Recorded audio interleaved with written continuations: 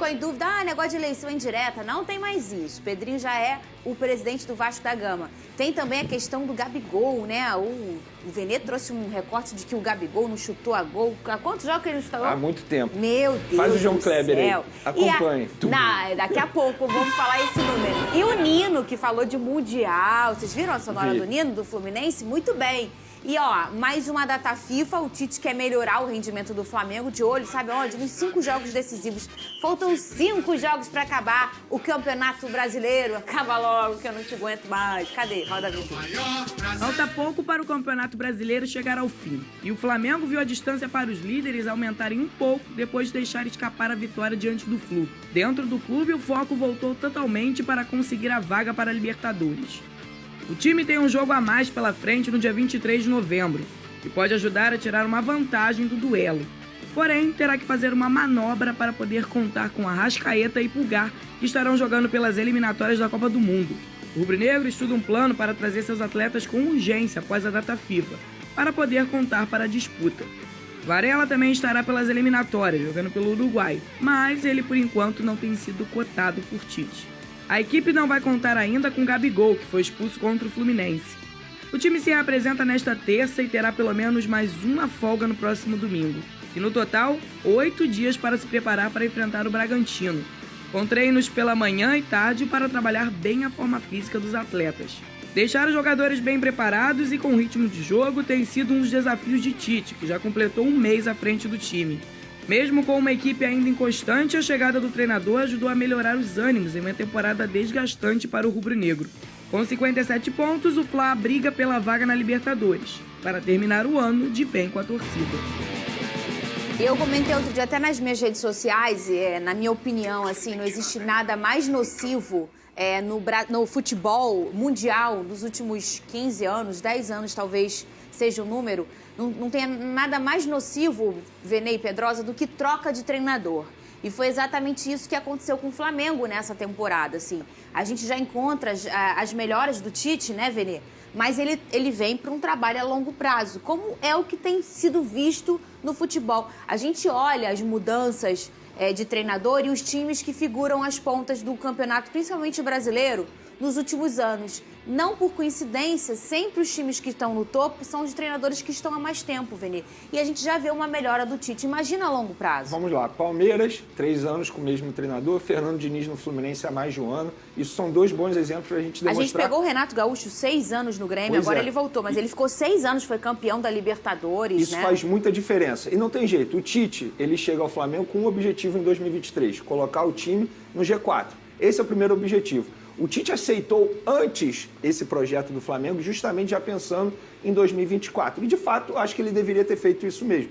E, assim, o Tite ele chega para mudar um ambiente, e ele conseguiu fazer isso, fazer alguns ajustes, e aí, em 2024, ele participa da reformulação do elenco, participa de contratação, de saída de jogador, e eu acho que, assim, o torcedor do Flamengo ele tem que ficar otimista em relação ao trabalho do Tite para 2024. Porque tem tudo para dar certo. A gente já pôde ver uma melhora em um curto espaço de tempo do trabalho do Tite no Flamengo. A gente já viu uma jogada ensaiada, uma transição mais rápida, um setor ofensivo mais organizado, mais intenso. Então, acho que para 2024, o torcedor tem que ficar otimista. E ele chegou para isso, já pensando num trabalho a longo prazo. E eu acho que o Tite, repito, tem tudo para dar certo no Flamengo. Vai dar certo? Depende de N fatores, Fernandinha, não tem jeito. Depende de muita coisa. Não adianta. O Tite é um bom profissional, um baita treinador, o elenco do Flamengo é muito bom, tem tudo para dar certo esse casamento. Agora, se vai dar certo ou não, só o tempo dirá. Pedrosa, existiam vários problemas na chegada, quando o Tite chegou, para ele resolver, mas o principal, e a gente comentou isso nesse programa, era a questão do clima, a questão emocional dos jogadores.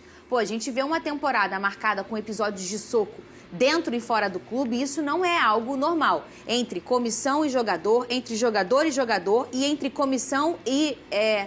entre diretoria e torcedor. Quer dizer, 3 episódios fortes. E ele traz para mexer principalmente nisso a curto prazo e a longo prazo o que o Vene falou, né? O ano do Flamengo foi uma bagunça, Fernanda. Uma bagunça em todos os aspectos. Metodologia física, a gente vê 4 preparadores físicos fazendo um trabalho com esses atletas. A troca de treinadores intensas. Os próprios jogadores não conseguiram se entender, e esses episódios que vocês citaram, eles mostram isso também. Então eu acho que a diretoria do Flamengo, quando ela contrata o Tite, ela acerta em 2 pontos. Ela acerta por contratar o Tite e por contratar o Tite para já começar o trabalho dele nessa temporada. Porque o tempo que ele perderia a partir de 2024 para conhecer esses jogadores, para saber quem ele quer ficar ou não, para poder fazer uma avaliação do clube, se adaptar ao próprio clube e colocar a metodologia de trabalho dele, ele está fazendo agora. E tudo isso, obviamente, numa racionalidade de que o que o Flamengo tem que fazer em 2023 é se classificar para a Libertadores diretamente. Ponto. Tudo bem que todo mundo sonha com título, é legal e tal, isso aí fica com o torcedor.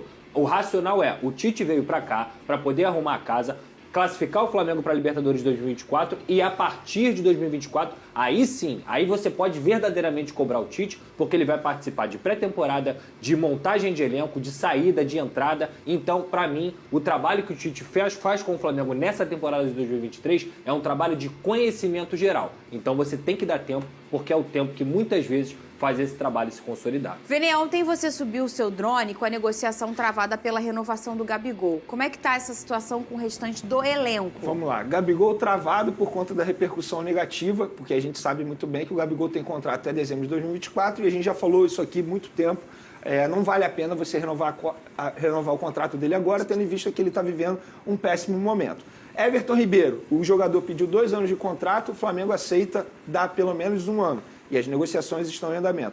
Rodrigo Caio e Felipe Luiz, o Flamengo já decidiu que não vai renovar com esses 2 jogadores. E o Bruno Henrique, embora o Flamengo não tenha divulgado nas redes sociais, mas o Bruno Henrique já assinou o contrato dele. Eu falei recentemente com o Denis Ricardo, que é o empresário do jogador, e falou, olha, a gente já assinou todos os documentos junto ao departamento jurídico do clube, eu não sei por que o Flamengo não divulgou, isso não cabe a mim, mas já tem o contrato assinado. Faltou aquela fotinha assim, ó, Pedrosa.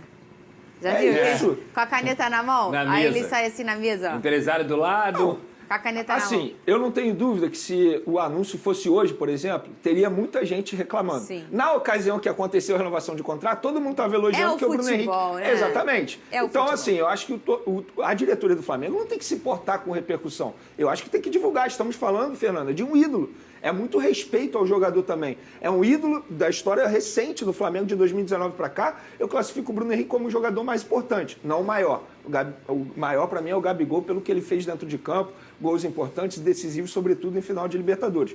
Mas o jogador mais importante, na minha opinião, é o Bruno Henrique de 2019 para cá. Então essa é a situação dos jogadores. Ainda tem a situação do Davi Luiz, que teve a renovação automática até dezembro de 2024. O Flamengo tem o desejo de romper esse contrato. Mas aí depende de negociar com o jogador. O jogador vai querer? Aí que tá. Vai conversar com o jogador para ver até que ponto vai. Mas esse é o cenário das renovações do Flamengo. Pedrosa, olha isso aqui que o nosso amigo Vene Casagrande... É você que pesquisa isso, Vene? A gente faz os levantamentos. O Vene colocou nas redes sociais dele, Gabigol não chuta gol pelo Flamengo há 10 jogos.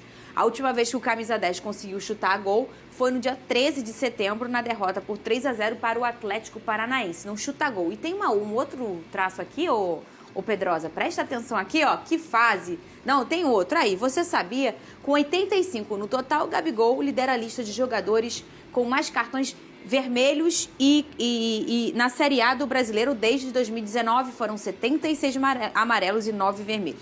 Esse aqui é mais delicado a gente comentar, pra gente pensar o tempo Só que ele tá crédito, ativo. dessa daí, eu peguei no SofaScore, tá? Legal. Que é um aplicativo bacana. Essa aqui é mais delicada a gente comentar, mas a gente vai comentar também, porque a gente tem sempre que lembrar que ele também tá há muito tempo performando de forma como titular no Brasil, né? Jogadores vão e vêm, vão para a Série B, outros jogadores ficam no banco, e o Gabigol é um cara absolutamente titular nessa temporada que a gente viu ele sentar no banco. É mais complicado comentar, mas vamos comentar também por ele ser um atacante ter esse número. Mas principalmente o chute a gol, Pedrosa, isso me chamou mais atenção. Não sei o que te chamou mais atenção. Gente, a temporada 2023 do Gabigol é disparadamente a pior dele com a camisa do Flamengo.